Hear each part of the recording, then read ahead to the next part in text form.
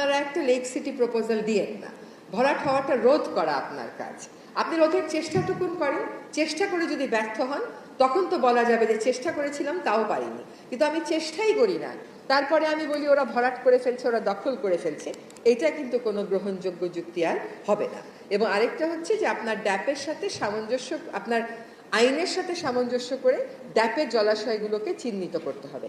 এভাবে করে লিগালাইজ করে দেওয়ার যে একটা কালচার, সেটার আসলে আর সুযোগ নেই। তাহলে আর কিসের সংস্কার, তাহলে আর কিসের পরিবর্তন? এবার একটু আসি হচ্ছে রাজুকের বোর্ড নিয়েও আরেকটা কথা বললাম, সেটাও আমাদের বিবেচনাতে আছে।